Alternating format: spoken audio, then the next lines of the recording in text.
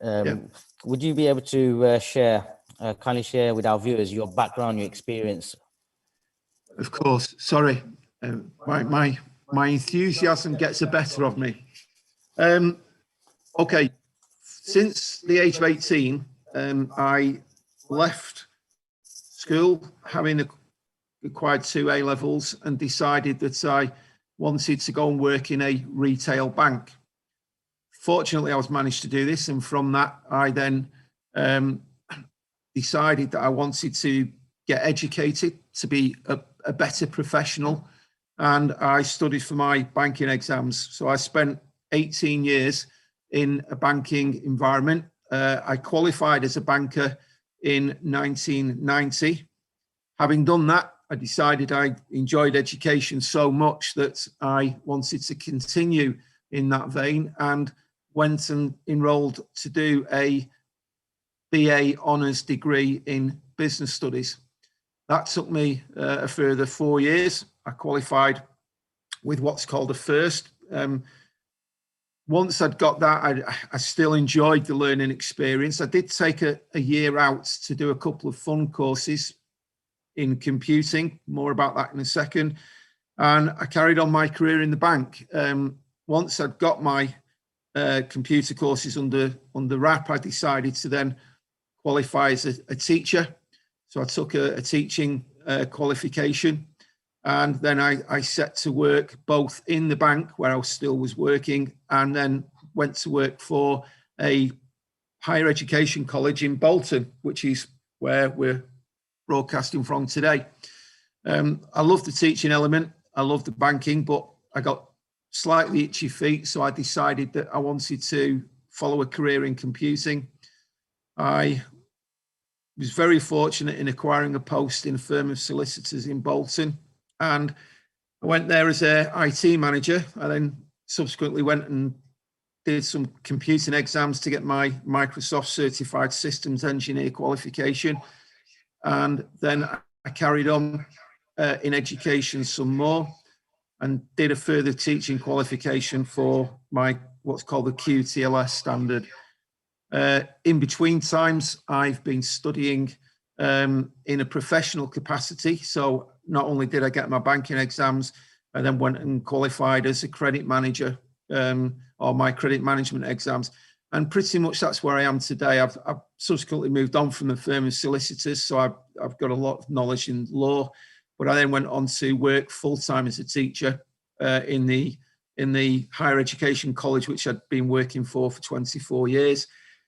And as of late, as been headlined, I actually run the data services and faculty management, which sounds a lot grander than it possibly is, because it's looking after a very old building, which is extremely difficult to do, and also looking at numbers and statistics a lot of the time, which is partly where my computing background comes from.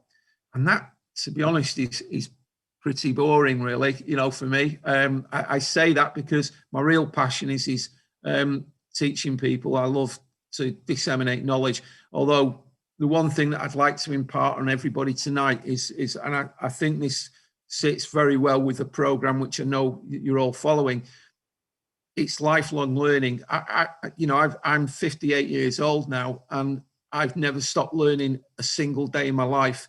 And that knowledge that you acquire over a period doesn't happen by chance. It happens because you take the view to continue learning wherever you can. In terms of my background, as has been trailed, I've fulfilled a variety of management roles within UK industry. In banking terms, I worked as a corporate banker for some time, looking at business lending. I then went from there to establish a training school for the bank over in Salford in Manchester.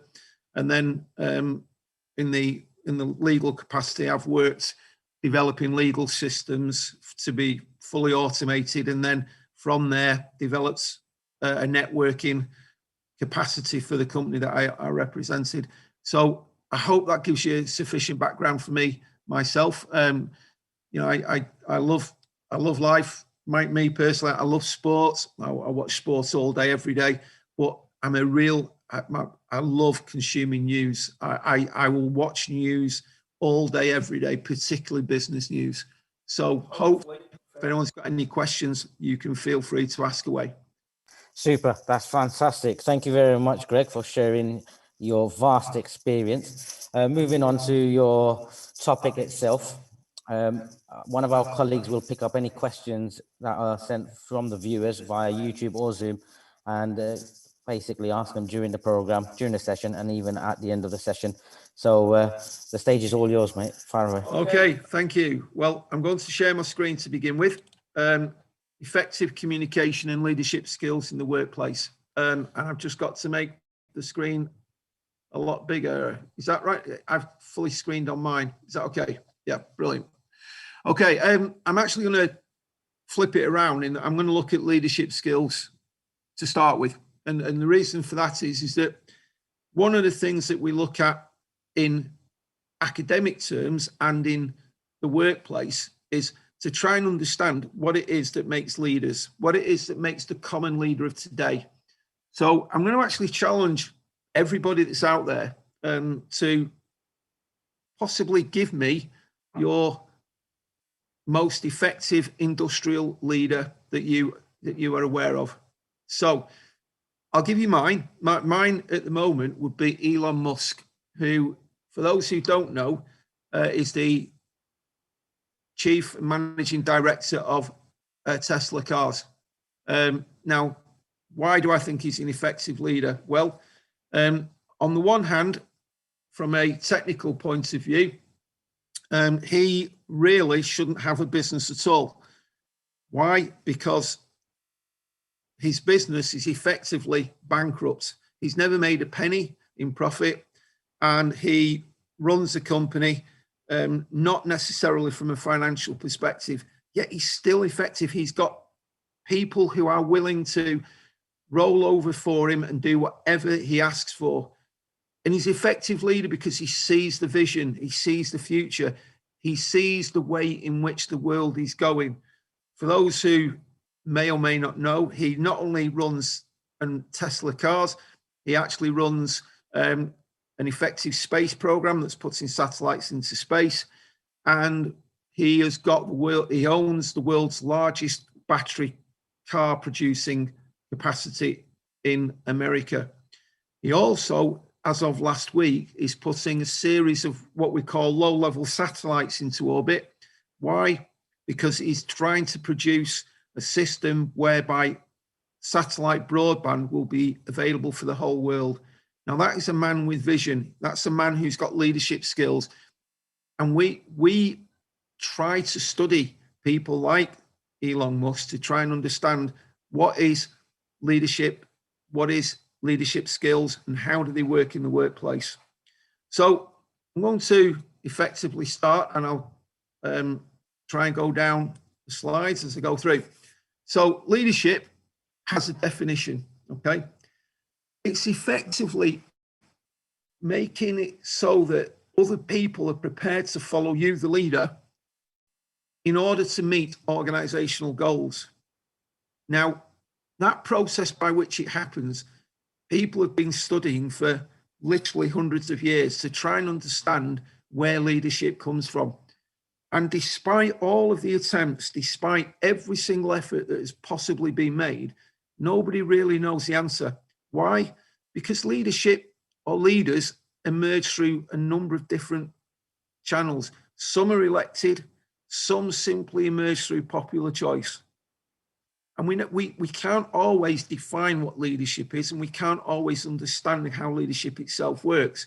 We've just got to try and look back historically on the process and use that as a learning platform moving forward. So one of the ways in which we understand leadership, particularly in the workplace, we define what are called leadership styles. Now, leadership styles relate to the type of leader that you may see in the workplace. And this was a theory that was originally put forward by a gentleman called Charles Handy in the 1990s, 1992 to be specific. He had two books. One was called The Gods of Management, and the other one was called Effective Organization. And he was very influential in this area of leadership because he identified that in the workplace, there is, generally speaking, one of 4 types of management. Now, the first type of management that you see is what we call dictatorial. This will be a manager who essentially rules by threats. These might include things such as penalties or even dismissal from the post. Now, depending where you live in the world, this form of leadership style can be more prevalent or less prevalent. It's fair to say that if you live in a westernized society, generally speaking, the dictatorial style is not really seen these days. However, it's still very much in force in other areas of the world. So, for example, it can be aligned to certain political environments, such as communist centralized governments. And I'm please let me just say before we go any further, if I talk about these things in the round as a learning exercise. I don't make any or pass any judgments as to what's right or wrong. It's just, that's a fact. So the second type of leadership style that we have is what we call the autocratic style. Now, if you live with an autocratic leader, essentially the thing to remember is that they always still remain as the decision maker. Their workers, the people who work for them, are not encouraged to participate, and ultimately their word is not really taken to mean much. However, it is still seen as quite an effective type of leadership style that is operating in many, many places, even within the UK. Essentially, autocratic leaders are, generally speaking, those ones that have set the business up themselves and continue to work in the business. So because they are the owners of the firm, their word is often taken as the final word, and as a result, they become autocratic in nature. Okay.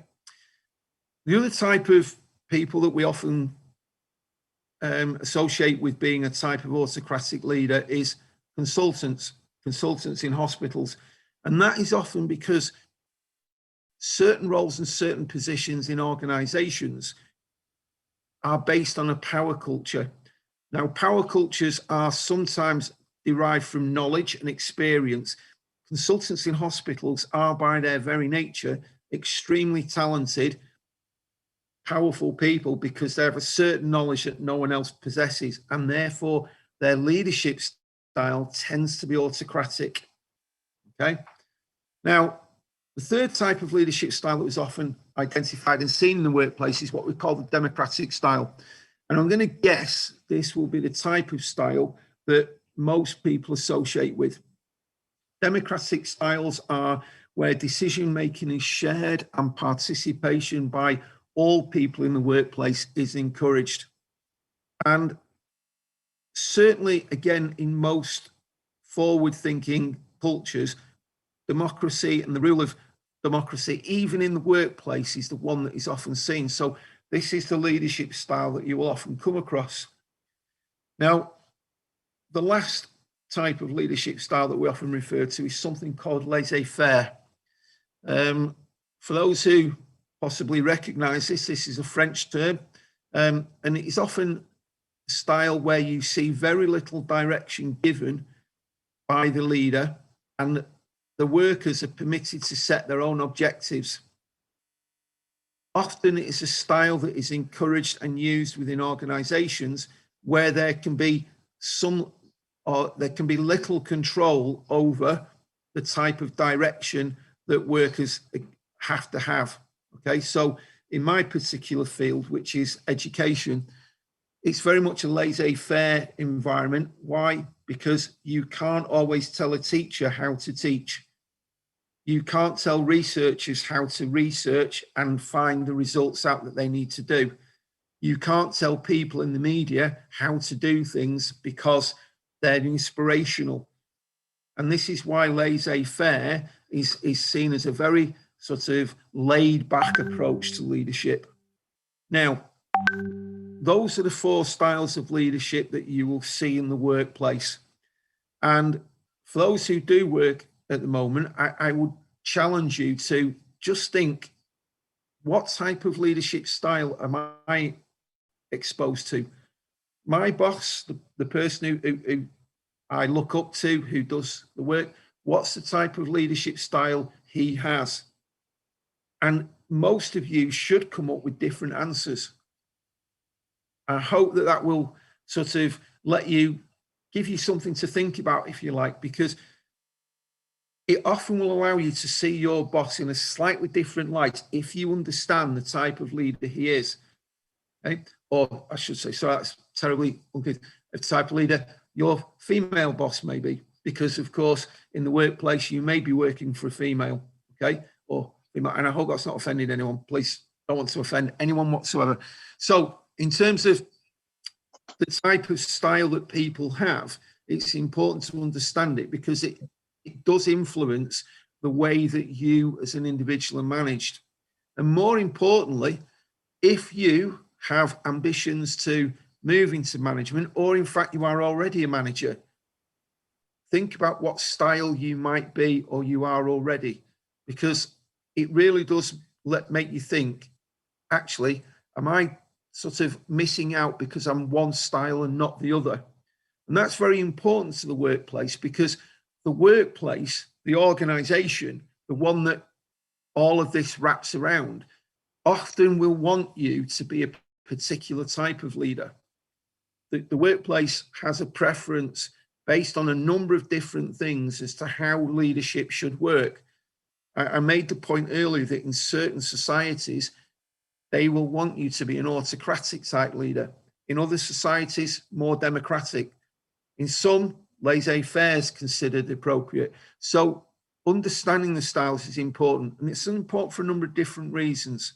Okay, but we'll move on a little bit, because if you felt that Handy's definition of leadership styles were the only ones that were in existence, that would be wrong, because there are different approaches to leadership style that have been developed over the years. First one is this one which we call the Tells style, which is very much aligned almost to the autocratic style we mentioned earlier. So the Tells manager is one that sits there, who makes the decisions and issues orders. Now, as I alluded to earlier, I've worked in industry for a number of years, and over those years, one thing I've come to realize is that I've worked for a number of Tells managers who tell me what to do, and I simply do what they ask. And that works very well in certain situations, which we'll come on to in a few moments. However, we then have the sales manager. Now, the sales manager is a little bit more clever, if you want me to use that phrase. Why? Because the sales manager makes all the decisions, but he prefers much more to try and actually sell the idea to the people who are going to have to implement the ideas on his behalf. If he's made a decision, it's unlikely he will actually implement it, and he needs the people to implement it to actually sell the idea to them, so they actually agree with his point of view. Okay. And then we have what's called the consultative style. And again, we'd often align this to the democratic style referred to earlier. And this is where decisions are jointly made.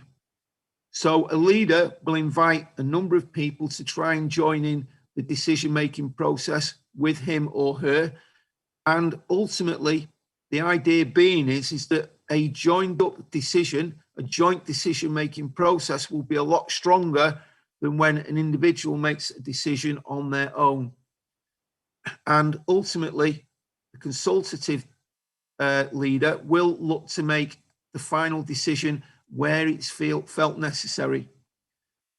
Now, the joins, that's a different style again, because in the join style, all decisions are arrived at by agreement. A committee, if you like, it's called a committee process, where everyone around the table involved in the process will have to actually make the decision jointly.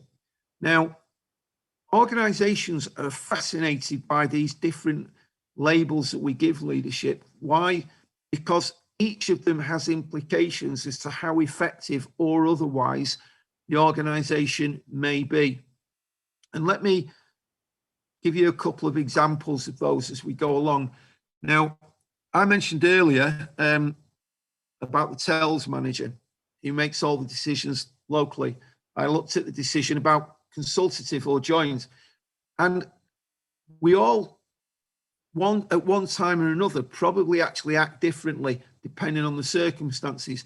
So I don't think I mentioned earlier, I've been very fortunate to be married for 25 years now. And I say that because I know that if I go to my better half and try to make a decision, that's not the same as the one Linda would make, trust me, I'd be in trouble. So I very much have to start on a consultative basis.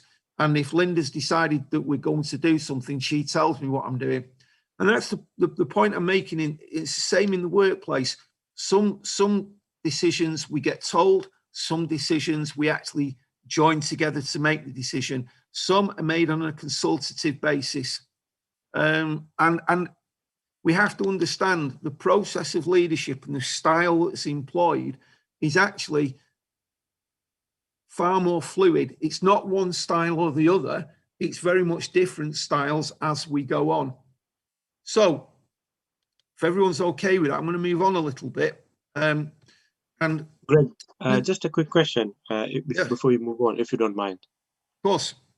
Right. So thanks for going through all the different types of leaderships and what they are. And obviously, I'm just trying to think, when you pose that question saying, what type of a leader is my manager? Yes. And is it possible that obviously they have one type of leadership, which is what they bring themselves to work. But depending on sometimes what their roles and responsibilities are, sometimes they have to adopt the other leadership styles just to make sure that the work gets done or whatever they're dealing with gets kind of completed. Is it possible to change, or is it a set in stone type of a scenario? Do you know what? It's an extremely useful question, and thank you for that. I'm going to slightly swerve the answer, not because I'm not going to give you the answer, but it's just Okay. that actually that very answer is given later on in the slides. Perfect. So sorry. So don't worry. The answer will become very clear in about the next 5 minutes, I think. So yes, in short, yes, it is fluid, and yes, people will adapt themselves, and I'll explain more in a second. What I would say is that as a theory of management we cover suggests, as individuals, we are more predisposed to be one type of leader than the other. So you will be predisposed to either be an autocrat or a democrat or of laissez faire. Hopefully, nobody's an absolute despot or a dictator, but you are more predisposed to be one than the other. And that will tend to mean that's the way that you will predominantly manage any team you work for or lead any team you work for. And nothing that you can say or do generally changes that, because it's something that's within you as an individual. I'm not saying you can't learn to be different, but as an individual, we are more predisposed to be one than the other. Lots of people who know me, for example, tend to suggest I'm fairly laissez-faire. However, when necessary, I can very much join back to be the autocrat if decisions need to be made quickly. And I don't shirk making decisions all the time. Yeah. I'll just move on a little bit. The telling and selling. Okay. When you tell and sell, you do not encourage commitment. So when you tell someone to do something, or when you try to sell the idea to them, the one thing you won't always achieve is commitment from your fellow workers or your fellow colleagues. Okay. However, that style does allow this quick decision making. Okay. However, if you're a Democrat, if you're a democratic or you're a joins type of leader, the opposite's true. that will very often allow you to get the commitment of your fellow workers and colleagues. However, the more people you involve in the decision-making process, generally speaking, the slower it is. And as a result, sometimes that does the organization a disfavor simply because decisions have to be made quickly. Okay. So what do effective leaders do? Well, firstly, if you are an effective leader, you have to set high standards for his or her subordinates. That's what it's expected of you. Now, studies of leadership, and I don't wish to sort of like make any assumptions or about individuals here, will always show you certain leaders fall below the high standards that are required. And that's, you know, we live in a very sort of fluid society where standards can be, or high standards are very difficult to achieve, but leaders are supposed to have high standards. They will always be employee-centric. You will achieve nothing as a leader if you don't have employees at the center of everything you do. Leaders will help you define what your targets will be. Now, target setting in industry is always a very emotive subject about what targets should you have, what targets should you be working to. However, to be effective as an individual and as individual leaders, you have to have the ability to set yourself challenging targets. Effective leaders never impose solutions. Why? Because if you are going to rely on your fellow colleagues to achieve them for you, they have to believe in them.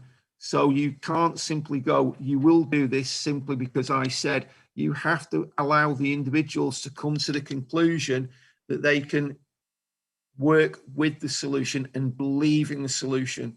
Because if they don't believe in the solution, then it will not be effective.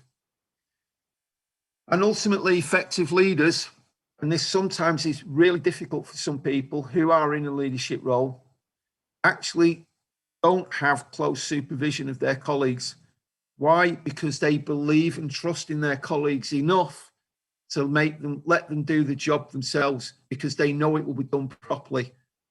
Effective leaders know and believe and trust in their workers. They don't believe their workers are lazy, ineffective, and have to be supervised. And ultimately, they establish the standards and secure results. They are the ones who have to see that the organization achieves those targets it sets itself, whatever those targets may be. So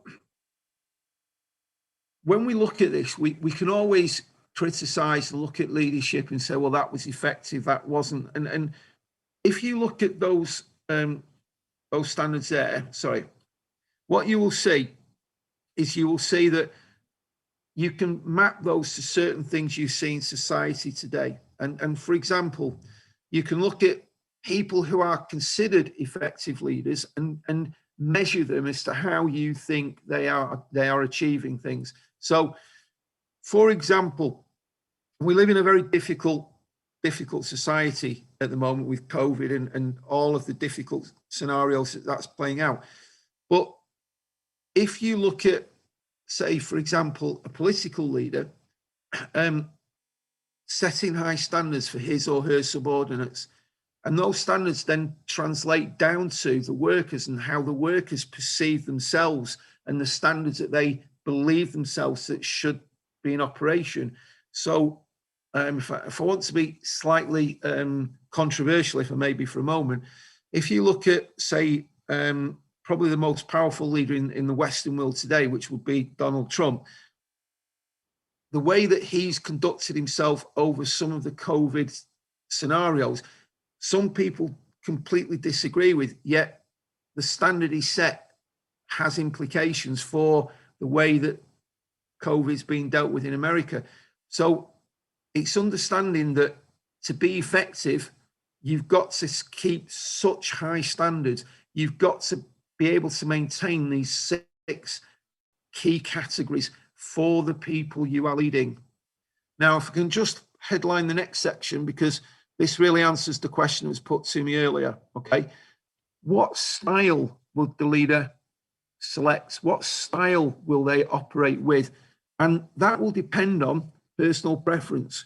So as I said earlier, the style that you will have as a leader will effectively be predominantly chosen by the personal preference you have. Some people believe they are an autocrat, and that's the way they will manage. Other people really believe in the power of democracy, and that's the way that they will lead the teams that they have. The other thing is, and this is the point that we didn't cover, outlook of subordinates. You see, we've got to remember when we're leading people, we often have to know, because we're going to be employee-centric, what type of style does our colleagues want. Some people actually want to be managed in an autocratic fashion. They want to be told what to do. They want to be told, be there at a certain time, do this task, make sure you complete this by a certain time. And that's very much the way they want to be managed. And that's okay. People will accept that because that's the way they want to be. Some people want to be managed by a democrat. So it makes it very difficult for an effective leader to be able to manage everybody. There's a common phrase we often use, isn't there? It's very difficult to please all of the people all of the time. And leadership is as difficult as the rest. Okay. If a task's routine, repetitive, and complex and changing, the task is important because certain tasks require certain types of leadership. And I very often use the example here that if you are in a field of a battlefield, very often, because the task is so complex and changing, you may need someone to take charge, to direct the resources where they need to go in order to save lives.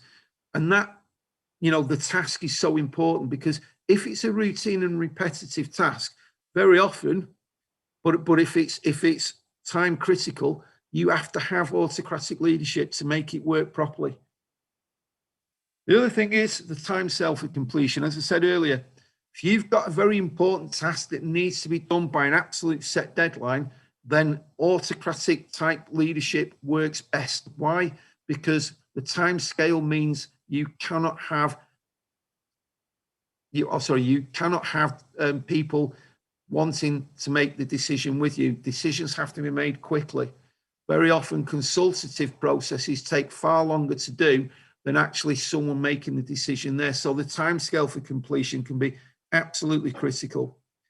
And then the culture of the organization can be absolutely central. Why? Well, because the culture of the organization might be that you are going to have a democratic style. Why? Because that's the way the organization is set up. Equally, as we said earlier, if you are head of an organization who's always told people what to do, then that's the way people manage other people. So you very much have the culture that starts from the top down and disseminates exactly what type of leadership styles you will have. And then circumstance. Circumstance might be that you need a particular type of leadership style. In my field, higher education, there is no way that someone could stand in a classroom and tell me how to teach. Why? Because I wouldn't stand for it. And I would actually argue with anyone who tried to tell me, because students I have are absolutely critical to the way I teach. If I need to teach a certain way, that's what I do. Students might need me to teach another way, and that's the way I will do it. But ultimately, the leadership style will be based on circumstance. I said before, the army is a very good example of this. If you're in peacetime, the army way of managing leadership is very much on a democratic basis. Speak to the men, make them work together, develop teamwork. If you're in a theatre of war, you need people to make instant decisions. So as a result, your leadership style will change. And that very much is the point you were asking earlier, that leadership style will very much depend on the circumstance. and very often will change based on the circumstance that is given, okay? And in the workplace, that can change almost on a daily basis. If we look at the current situation in the workplace with regards to COVID, as I said earlier, it's sometimes literally on a daily basis. You know, if you worked in the restaurant industries at the moment and public houses of the UK, you wouldn't know whether you're going to be open one day or closed the next because of the way the circumstances is changed, which totally changes the way leadership has to work. Are we okay so far? So, example, some people prefer to have an autocratic leader. Some industries, like media, work on a laissez-faire basis. Some tasks determine the type. As I mentioned earlier, the army battleground's a very good example. I mentioned earlier about the way that your personal preference works in leadership. And there was some research done by a gentleman called Douglas McGregor. And he developed what's called the XY theory of leadership. Now, what his research found was that leadership actually can often be defined in two types. The Theory X style of leadership is the one that believes workers have a natural dislike for work and therefore must be controlled. And therefore, their leadership style will be one that retains full control of everything. Whereas a Theory Y type of leader believes workers want to work and get satisfaction from it.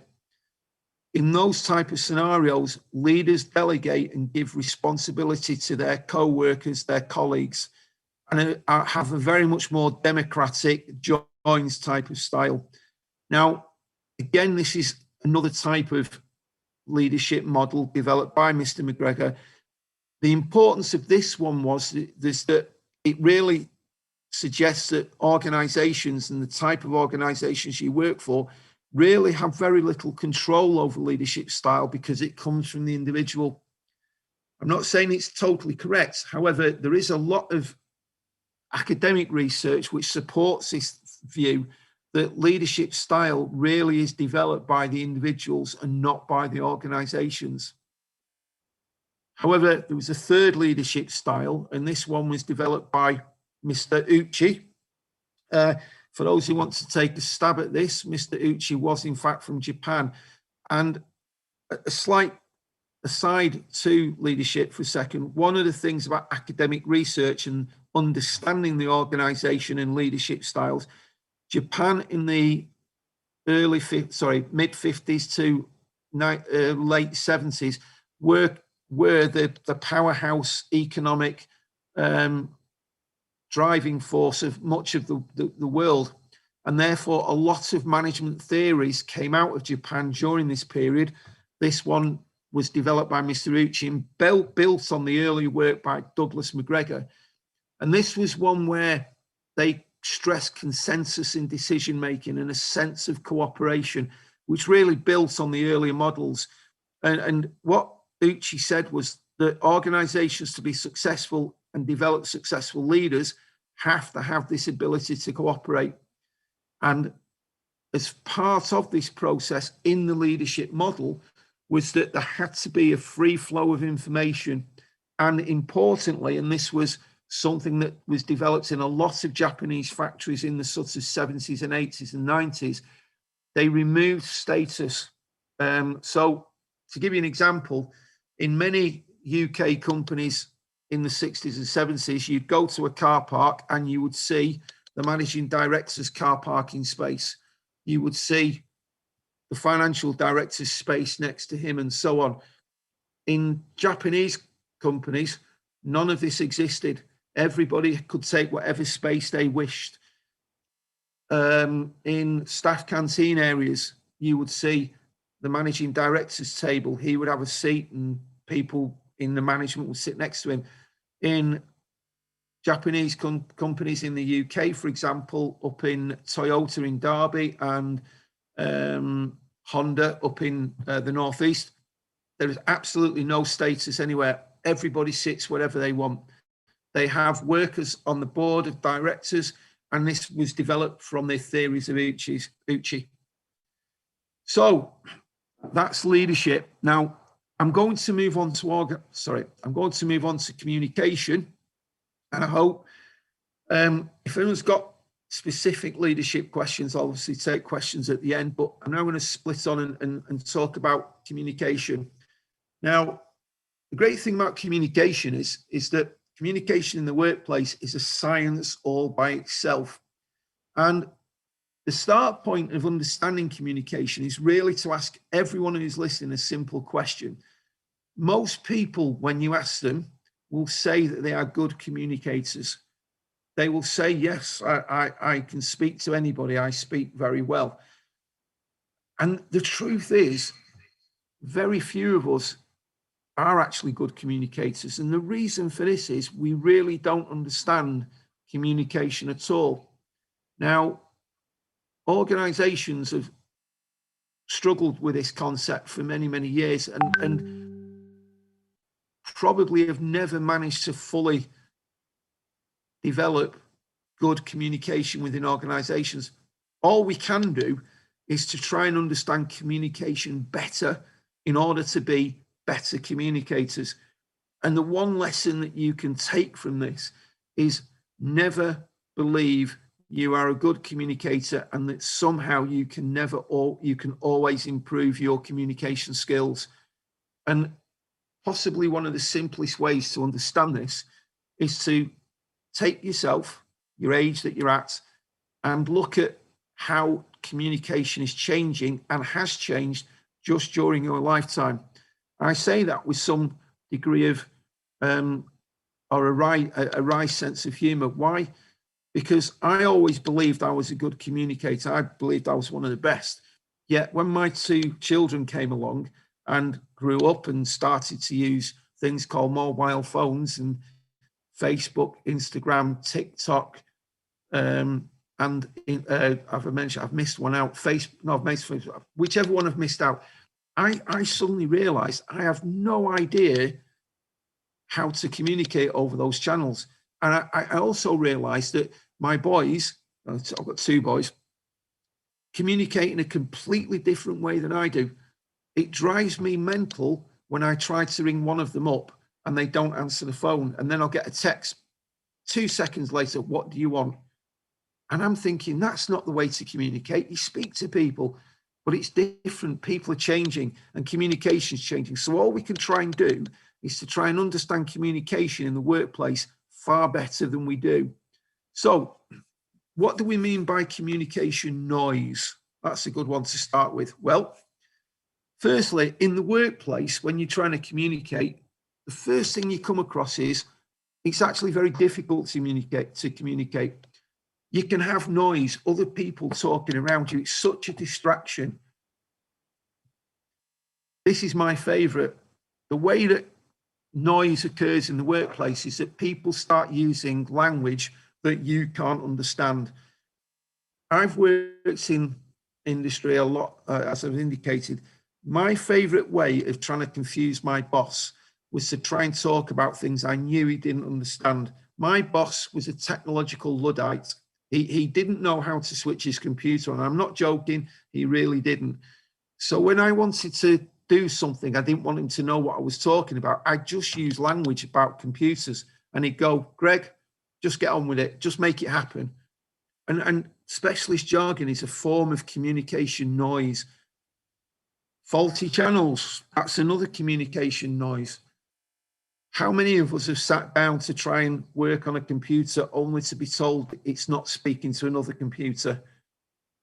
And that's the ability to communicate is often interrupted by faulty channels. Too much information to accept. Often, oops, sorry. I've gone back too many. I somehow jumped back. Sorry, apologies, people. Too much information to accept. We are all individuals. We all have limitations. Sometimes our communication and the ability to communicate is affected by the fact that too much information is being given to us at the same time. There's a theory which I came across many years ago. It's my favorite one. It's called Disjointed Incrementalism. and it was done by a Finnish researcher called Hannesson. And his basis of this was to say that we simply cannot accept from a communication point of view all the information that's given to us. And as a result, the decision-making process is flawed. And that's because communication simply cannot, communication cannot be undertaken effectively because there's too much information out there. Language, i.e. foreign or accents, it makes it very difficult for some people to understand communication. So if for a moment I said to you, do para, hello, I'm sure most of you would be sat there thinking, what's he just said? It's the only bit of Greek I ever learnt. It stands for 2 ice creams, please. Once because I needed to buy some ice creams in Greek. But it's simply an indication that communication in the workplace can be affected by language, foreign or accents. We simply don't always understand what's being told to us.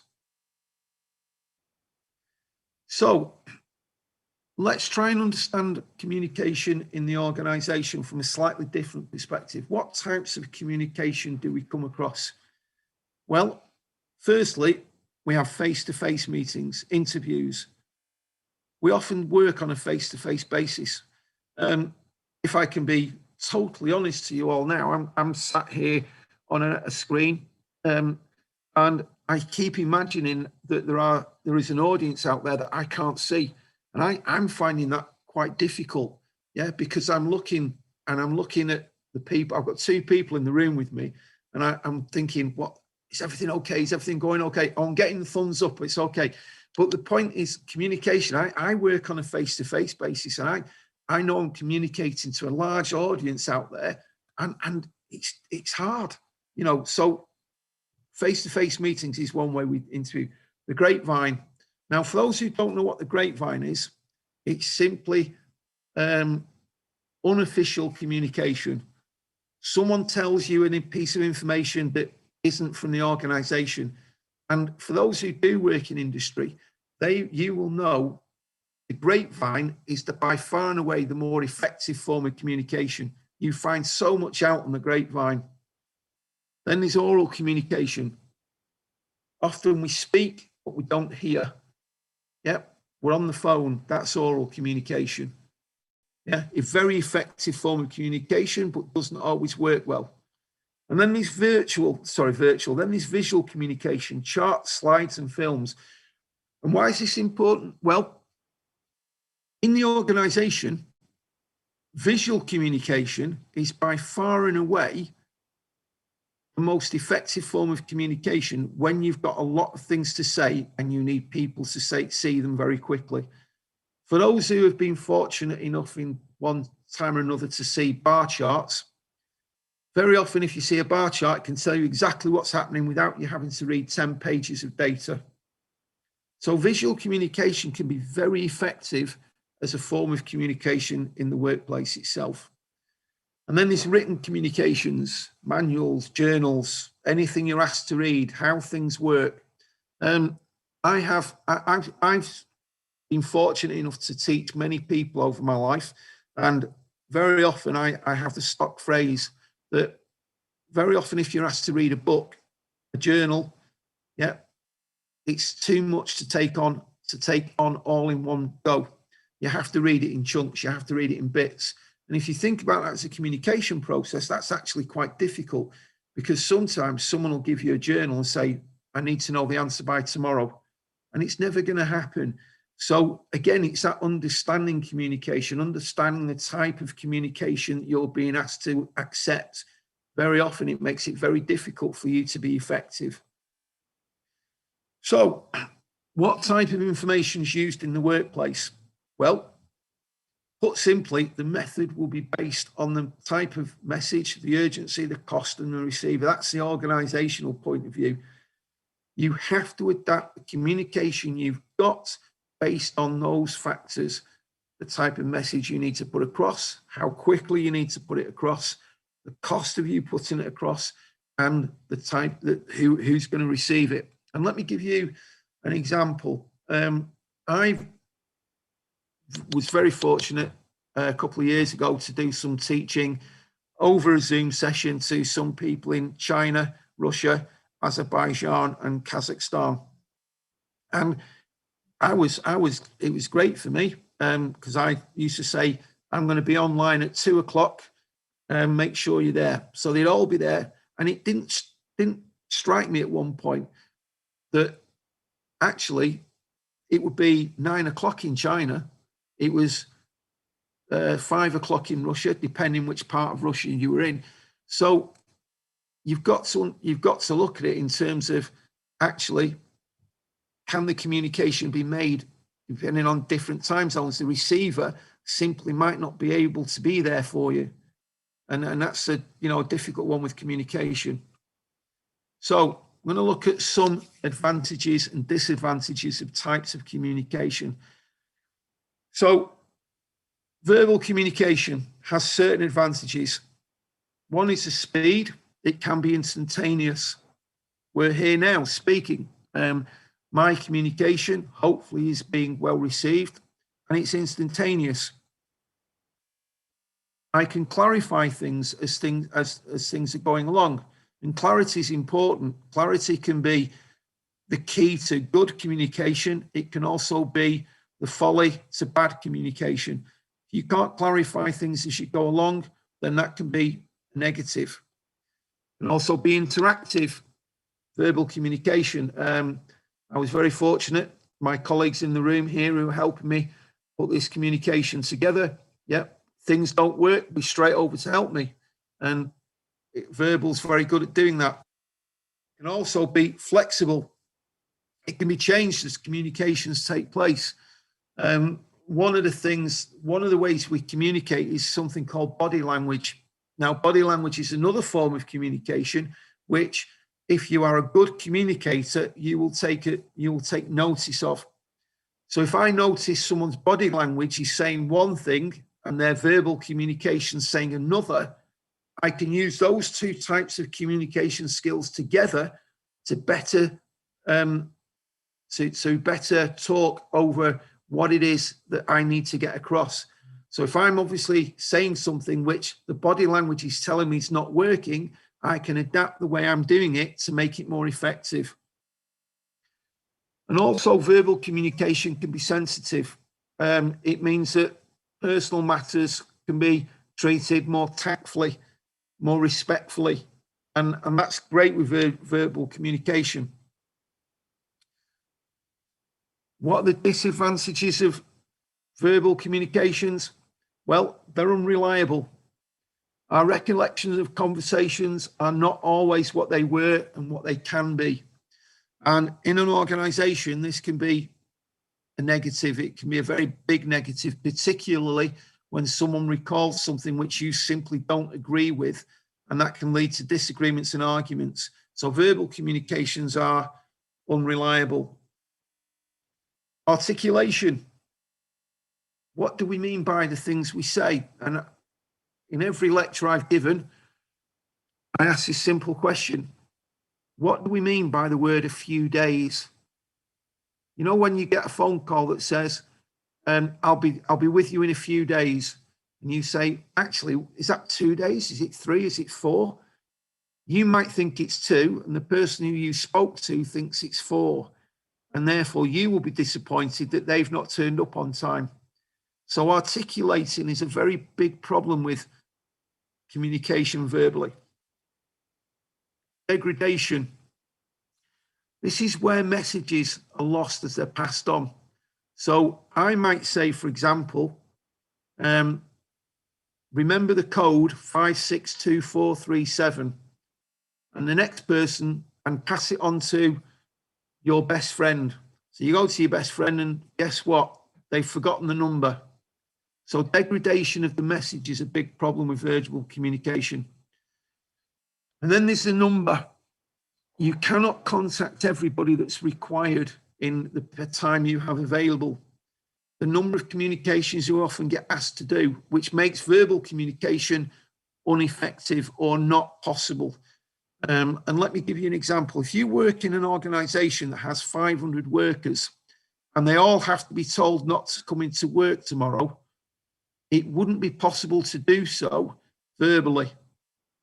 Much more effective would be one of the other types of communication that we have. Distraction. Not everybody listens. Yep, for those who've got children, guarantee you'll know this one, because they will be distracted by something that's going on. It'll be the television, probably the tablet, or one of the gaming machines that they've got. Yep. So when mum and dad say to them, come down and eat your tea, absolutely not going to happen, because they're not listening to you. And that's how ineffective verbal communication can be. In the workplace, which is obviously what we're talking about, distractions happen all the time. If you've got one piece of work on your desk and someone's talking to you in the same room, you're not listening because you're working on that piece of work. So, non-verbal communication. This is the body language that we referred to earlier. Body language is such a powerful thing to be a practitioner of. I wish I could show you this in action. I'm going to have to describe it to you. As I've said earlier, I've got two very able colleagues in the room with me, both of whom are displaying different forms of non-verbal communication. I've got my colleague on the right here, who is very chilled back. He's laid back, some would say slumped in his chair. And then I've got my other colleague on the side, the technical man, who has got his hand on his cheek like this, and he's actually smiling. But it's telling me two different forms of verbal communication, non-verbal communication. The thing is, body language gives away so many things. And if you understand body language, you can be a far more effective communicator. And it's great because everybody interprets. So people will go, but what do you mean by body language? Well, let me give you an example. One of the things I often do, I often do this. If I'm in the workplace, I'll be there doing my hands behind my head, and people go, you're not listening, you're too relaxed, you're not taking it in. And actually, I disagree, because that actually is defined as someone who's thinking, who's prepared to listen but think at the same time. If you do this, if you often have someone who does this, that is telling you, sorry, I'm going to have my hand over this, but this one is very much is someone who's thinking about what you're saying. Now, if you have someone who does this, guess what? That's body language. It says, I'm not listening, because I'm putting these barriers up here, So body language, the important thing to remember is it's very, very important to understand communication messages. So it gives clues to true meaning. Problem with body language, though, cultural differences exist. So the example I often give, if you're ever in Brazil and you do this, be warned, it's an insult. People in Brazil do not like thumbs up, okay? And there are cultural differences. It can be insensitive. So what you might think is certain types of non-verbal communication can actually lead you into a lot of trouble, okay? And the problem is, it's not precise science. Non-verbal communication makes it very easy to draw the wrong conclusions, and people get very emotive about the conclusions you sometimes do draw, okay? So, visual communication. These are the big pictures that you see often put in front of you. Why do we use them for communication? Well, firstly, you can get large amounts of information into small messages. It's by no coincidence that when the government has been doing its COVID COVID meetings every day on the news, very often they'll put a graph up. Why? Because you as an individual see the graph and understand immediately what's going on. You do not need someone to talk to you for 10 minutes to tell you what's going on. The graph shows you instantly. And that's an important thing about visual communication. It allows you, the user, to absorb large amounts of information quickly. And that's important to an organization who's trying to get the message over to you quickly. Okay, and it's all about being effective communicators. So if I can get a message over to you in 3 seconds using a graph or a picture, which otherwise would take me 10 minutes to explain, I'm a more effective communicator. Problem is with visual communications, is that the visual symbols can be ambiguous. Not everyone will understand them. Not everyone will draw the same conclusions from them. And this makes visual communication sometimes less effective. Different cultures see different messages. One of the ones I've often quoted is that colours. So, for example, the colour white in China is often a symbol of death. So someone who uses a white colour in a communication in one part of the world can actually be meaning something completely different in another. So again, it's important to be aware of cultural sensitivities within the communication process. And symbols have to be learned, and therefore, if you don't know what the symbol is, that understanding will be meaningless. So, best way I can describe it from a UK perspective, if you ever learn, or if you're ever learning to drive, you learn road signs, road symbols. But someone who doesn't drive has no indication of what those symbols mean. And that's, different communications. So I'm going a little bit quicker at this point because I'm very conscious I've got a little bit to go through. So I'm being told it's okay for time. I apologize if I am going too quick for people. Please come back to me. We'll speak later, answer questions, or if you want anything clarifying, I'll gladly take the time to speak to anyone. So written communications, the advantages. Well, one thing that organizations love above all else about written communications is its permanence. Often it creates a record of what's been said, and as a result, it can be used after the fact to confirm the message that's been said. The very same isn't true of something that's verbal. Consistency. It means if you have to send out a written message, you can give the same message to everybody as that receives it. So, for example, if I write the following, we will be in your streets to deliver. Start again. That's terrible. We may send a letter out to everybody to say you will receive your quarterly bill for your broadband on the third Thursday of every month. That same message gets given to everybody. And that's very important to organizations to make sure that everyone is being treated equally the same. And I also think that written communication is often the cheapest and the most efficient way of communicating in the world today. Yes, people will tell me email is even cheaper, and it is.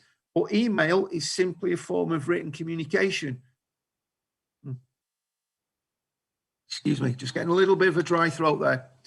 And control. The thing about written communication is it gives the author the control over the exact meaning of the message. Now, as we'll see in a few seconds, that's not always achievable. However, it gives you better control over what's being said. So, what's the written communication advantages? Well, thing is, you have more time to decode the message. If I speak to you and give you a verbal communication, you have to decode that message straight away. If I write to you, you can have the letter on your desk for a day, 5 days a week, a month. And every time you've got the ability to read what's being said and improve your understanding of it. So written communication has the advantage of the ability to decode the messages over a longer period of time. There are disadvantages. You never know whether the sender's received your message. Now, most people will recognize written communication today as being an email, a text. And people will go, well, of course they've got the email. No, you don't. And more importantly, you don't know whether they've read it. If you're telling me that you can stick one of those confirm the receivers read it or received it, yes, but it doesn't mean to say that the person you wanted to read it's actually read it. Because sometimes, as I do often, I just press the delete button. If I don't want to read something, it goes in my trash can pretty quickly. The other thing about written communication is if you send an email out to someone, what's the first thing they do? they click the reply button, or they start writing you a letter.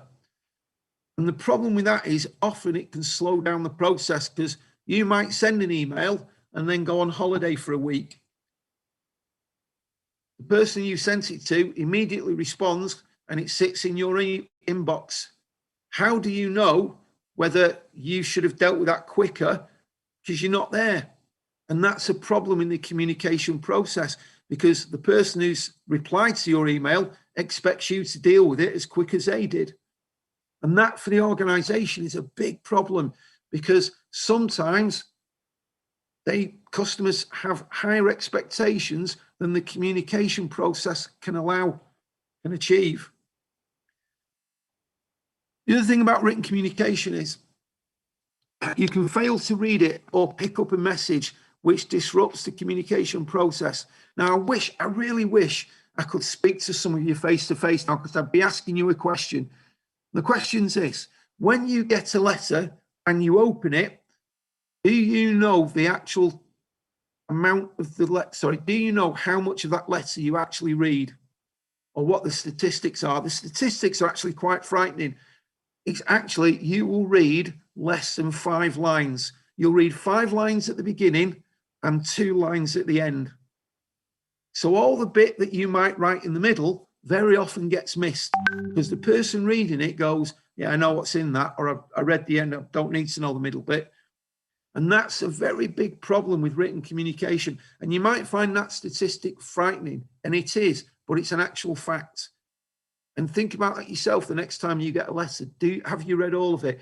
I'm about to change my car, and I know I got a letter from the car company, that the car I've already got, saying, when are you going to send it? When are you going to ring us to send it back? That was in the first 2 lines. And that's all I need to know. I don't need to know anything else. I've not read the full page that they sent me. I've just read the first 3 lines, which said, ring this number. And that's written communication, a big problem with it.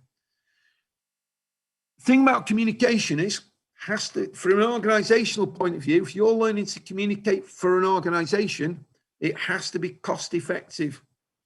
And whatever the benefit of the communication that you're going to do for the organization, it has to not exceed the benefits you get. The cost of it cannot exceed the benefits. So if you're going to go on a communication exercise that's going to cost £1 million, yeah, make sure that the benefit from that communication exceeds the cost of it. So, and this is the bit, okay, what barriers do we have to communication? What stops us from communicating effectively? Well, put simply, personal barriers. We have personal barriers all the time. Content. We don't read the content. We have too much content. We have too little content. But the content's a problem. Clarity. Mentioned this one earlier.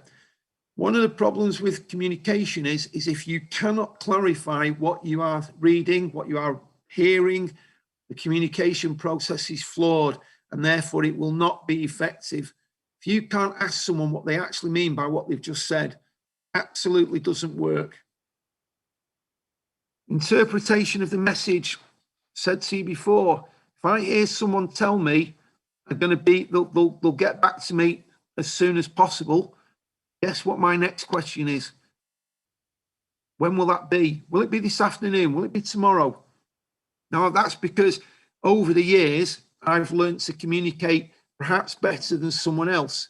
I don't know. That's someone else's judgment. But I do know that my interpretation of what's been telling me can change. And if I don't interpret it the same way as the person who's saying it to me, I have to then try and clarify that. Also, individual knowledge and skills. I could speak to you here all night about academic models. I've mentioned a few. We've mentioned Hardy, we've mentioned McGregor, for example. I've tried not to become too technical in what we're covering tonight.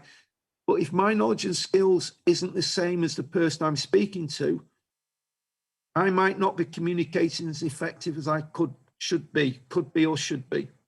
So it's important that you understand the person who you are speaking to, or the people you're speaking to, and the knowledge and skills they have, because if you're going to be an effective communicator, you have to make sure you judge your communication based on their knowledge and skills, not your own. Group influences. Here's the thing. If you're communicating to a group of people, very often what research will tell you is that there will be people in that group who will influence others. And sometimes that can be a negative on the communication process, particularly if someone is more, shall we say, forceful than others. And they can force other people to understand the communication from a completely separate point of view. Apart from the personal barriers, there are what we call institutional barriers. Now, institutional barriers work in a slightly different way. Okay. So, firstly, the number of levels that a message has to move through. The more times that a message moves through a different level, so from the top level manager to the next level of management, to the management below, to the worker below, to the worker below that, every time a message goes through a level, the communication can be flawed because the message is being seen and received in different ways. For example, based on the level of knowledge and skills that people in each level have. Also, the physical distance that a message has to pass, that can have a problem. Again, I mentioned earlier, I've been fortunate enough to teach people in China, Armenia, Kazakhstan. And I know that physical distance does create issues because my understanding of language can be different than someone else's understanding of language.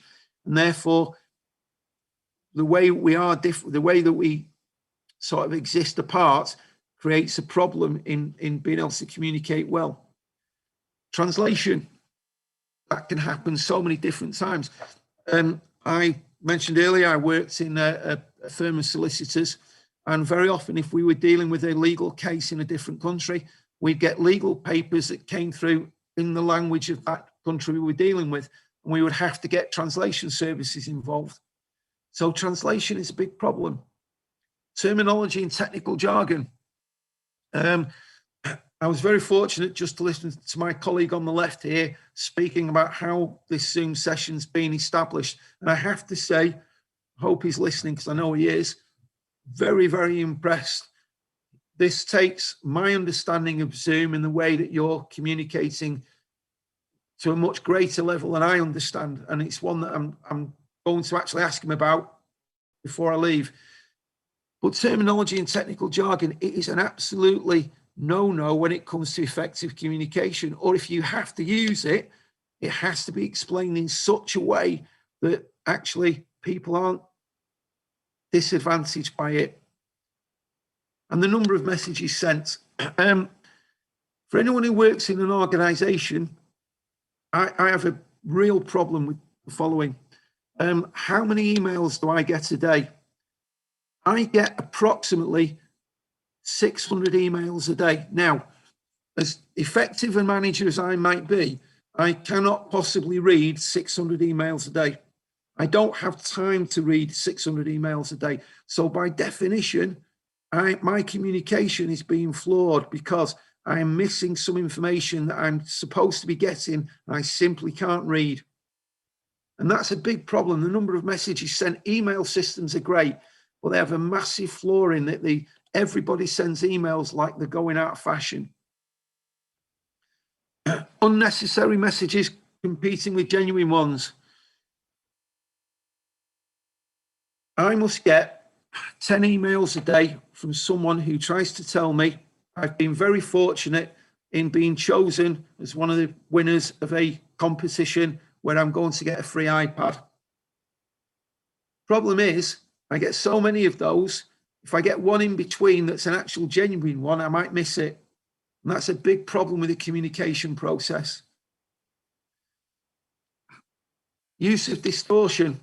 This is my favorite one, because I was a master at this in my organization. I always knew that if I wanted my boss not to get a bad news that I needed to give him, I would hide it probably around number 7 or 8 in the list of 10 things I had to tell him. I'd tell him all the good things. I'd get to number 8 and go, well, we've got this as well. Oh, and I've got another couple of good things to tell you. Yeah. And that was a great way. The problem is it doesn't make the communication effective. It does for me, but not for him. And the amount of times he missed something he should have picked up on was to be honest, doesn't reflect well on me. Okay. So business communication, it works on basically 3 levels. Okay. And these are dead simple to understand. Firstly, there's the internal communications. That's the bit that goes in between different departments, different people within the organization. Then there's what we call formal communication. Yeah. Both internal and external. That's the formal communication that comes from the people in charge, someone who has to tell someone else something. And they're formal. They often come in the guise of a formal email or maybe a formal newsletter or something from the higher ups who have to tell the people lower down the chain. And then there's the grapevine. We mentioned this earlier. The grapevine is when something gets told by one person to someone else before the proper message has got out. And I had a perfect example of this only this afternoon. I tried to ring my boss over something I needed to speak to him about, and he didn't answer his phone. And I also had to give the message to a colleague of mine in the directorship. So I rang Sarah up. I managed to get hold of Sarah. I spoke to her for about 5 minutes. 20 minutes later, I get a text from my boss saying, don't worry about it. We'll work it out. Now, I've not spoke to him yet, and I don't know what message he's been given. I hope it's the one that I told Sarah, but I'm pretty sure Sarah's been on the grapevine to my boss to tell him the same message that I needed to give him, but I've not managed to speak to him yet. And that's the informal communication. And it's such a powerful thing in the organization. People who are most effective communicators understand the grapevine and how to work it. Oops, sorry. So lastly, and I am getting towards the end, so anyone who's wilting a bit, please just stay with me a few more minutes, okay? So communication flows. Well, you have downwards communication. This is the communication flow in organizations that people understand the most. This is the one that comes from the top and filters its way all the way down the organization to the people lower down. Then there's the upwards communication, because we shouldn't always think it just comes from the top down. Very often we have to speak to the people above us. So we have upwards communication. And then we have horizontal communication, communication that goes between the departments. So my department is, as we said earlier, data and faculty management. And very often I will speak to other people in, for example, the academic department who have to deal with students on a day-to-day basis. And the last one, and this is where we finish tonight, and this is where perhaps for me the most important communication takes place, what we call MIS. MIS stands for Management Information Systems. And increasingly within organizations, we cannot underestimate how information has to pass through the organization from a data point of view, and how it gives information and communicates information to everybody within the organization. For example, if I have to know how many days one of my colleagues has had on holiday, I go to the HR department and they will give me the MIS to do that. It's a form of communication like everyone else. Now, please excuse me. I truly hope you found that informative and useful. I hope that you've all sat there and taken a lot in. It's been a lot of information I've given in the last, I think, about hour and 10 minutes. I've tried to keep it to an hour. Typically, I would probably carry on talking to you all night if people were prepared to listen, because I just love talking. I love speaking. I truly wish we could have a lot more interaction as we're going on, but I've really enjoyed this last hour. I hope you have too. And I'm just going to now open up the floor to questions if anyone wants to ask. Thank you, Greg. A really informative and really good session. I've really learned a lot from it. Screen. Yeah, sorry, I'm just stopping the screen share as requested. So thank you for whoever's just said that. Appreciate No problem. Yeah. One of the things I would say to everybody, just perhaps in some closing remarks, I mentioned earlier, I work for a higher education college in Bolton. I'm more than happy if anyone ever wants, beyond this, if anyone wants advice on health, and not health and education, if anyone wants advice on educational matters, again, I'll leave my details with everyone here. Please feel free to contact me. I'm more than happy to speak to anyone and give helping advice, not just on business, because I cover a wide range of subjects, but please feel free to contact me if you do. So anyone got any questions you want to ask? Yeah, there were a few questions which came whilst we were going through. I'll just go one by one, and hopefully we can get them answered. So I've got a question. So from one of the brothers saying, my organization started with a core group, and over time it expanded, which was effective. Problem now is that the group was overgrew and things are not effective, and then they had to form another group. So basically the same thing happened, and now they are on group 5 and on the verge of going to group 6. What is your advice on how to overcome inactive sleeping participants in overgrown groups? Gosh, that is a really good question. I actually wish I'll probably give you another couple of slides that we had in the organisation, and this was some work by a gentleman called Belbin. Now, Belbin did a lot of research about what makes an ideal group, the size and participants, and effectively his research showed that you need your maximum group should be no more than 12 people.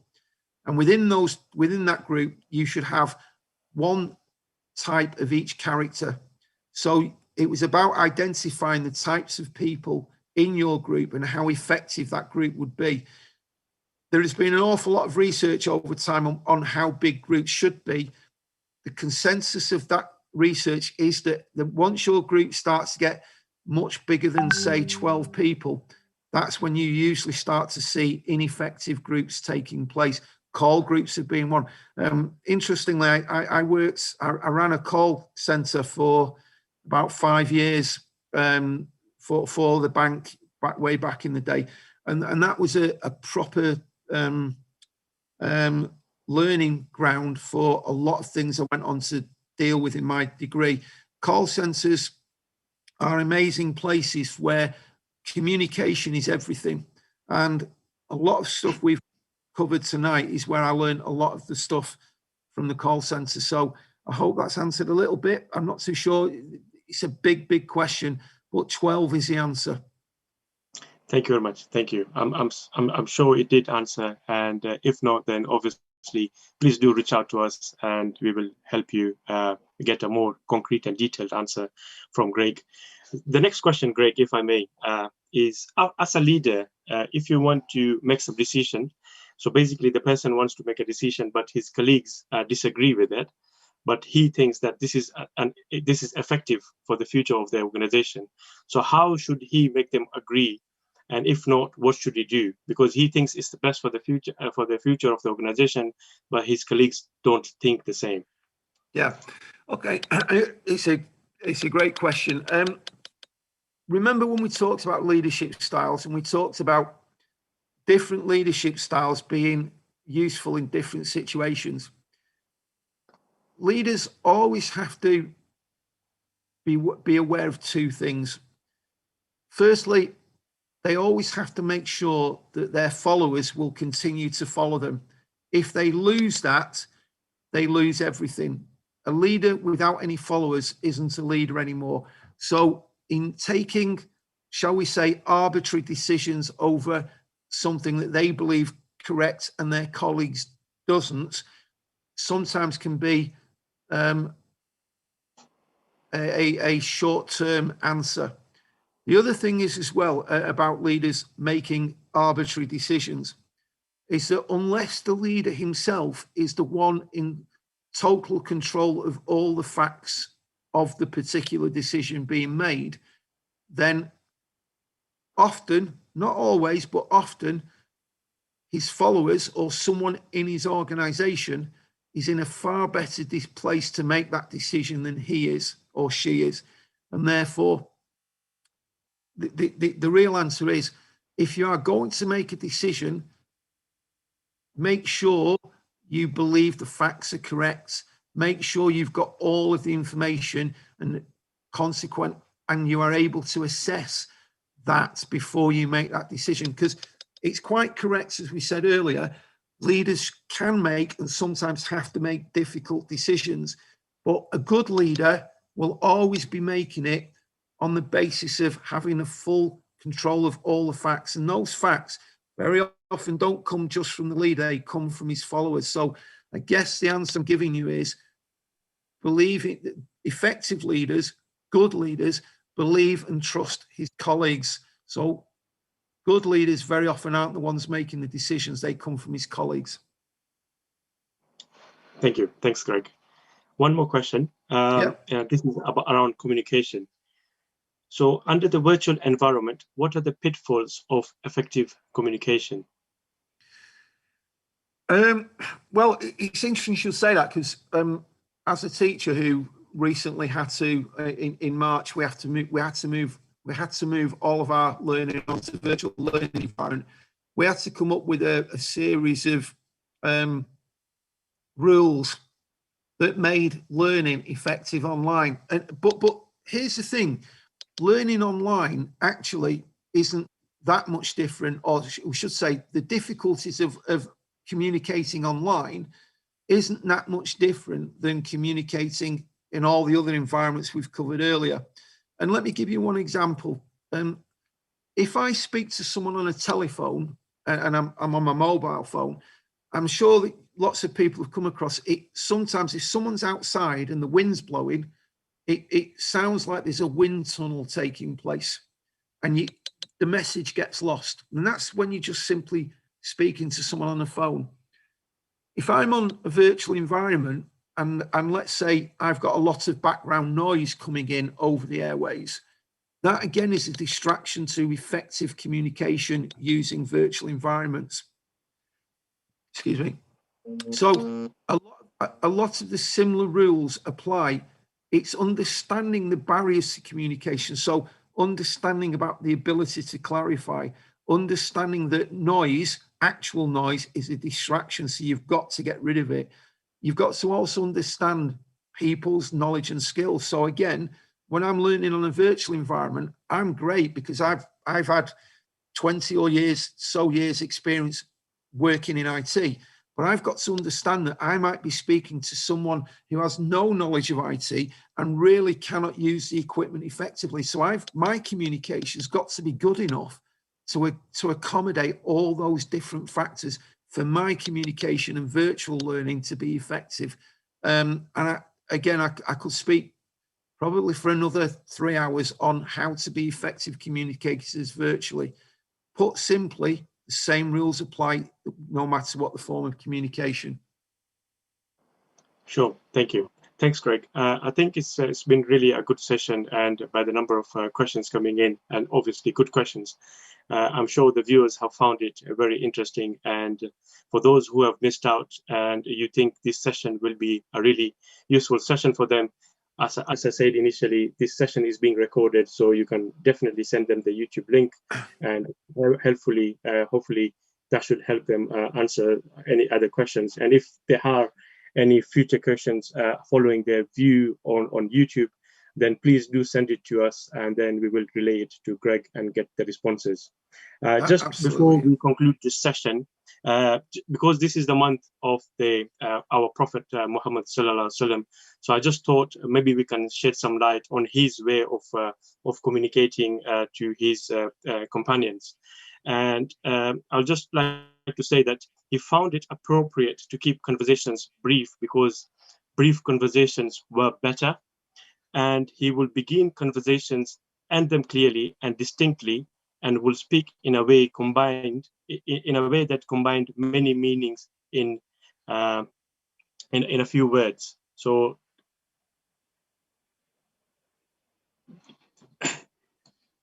So that's, I just wanted to share some of his words out with you before I conclude the session and talk about more on the next session. Greg, any few final words before we call it an end?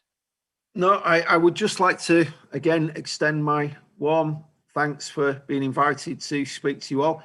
I have thoroughly enjoyed it. It's been wonderful. And please, if anyone feels they want some further sessions in the future, just speak and I'll be more than happy to come back again. I appreciate all the people who've listened out there. And as I said before, I will leave my details with anyone. And if anyone wants to send me an email to ask a question, please feel free to do so. Thank you. Thanks very much, Greg. No problem. So the next session, which will be on the 8th of November at 6 p.m., this is about the Big Four graduate scheme, the Big Four being the Big Four in finance, mainly the KPMG, PwC, Ernst & Young, and Deloitte. And the session will be hosted, and the guest speaker will be Mubarak Dawood, who had gone to Oxford University, so he's an Oxford graduate. He went into the graduate scheme with the Big Four, and he found it really useful, and now he's a finance manager in Santander. So the next session will be on the 8th. So I hope if you find it useful, or if you know someone who will find it useful in terms of what the Big Four graduate scheme is, and have any questions, so please tune in on the 8th of November at 6 p.m. And also, please do subscribe to our social media channels to get to know of what the next webinars will be, and what the times will be, and what they will cover. So with that being said, thank you, Greg, and the team and the media team. You've done a really good job. Definitely, I benefited from it, and so have the audience. Thank you very much. Thank you very much, everybody. Bye-bye. Bye-bye. Bye.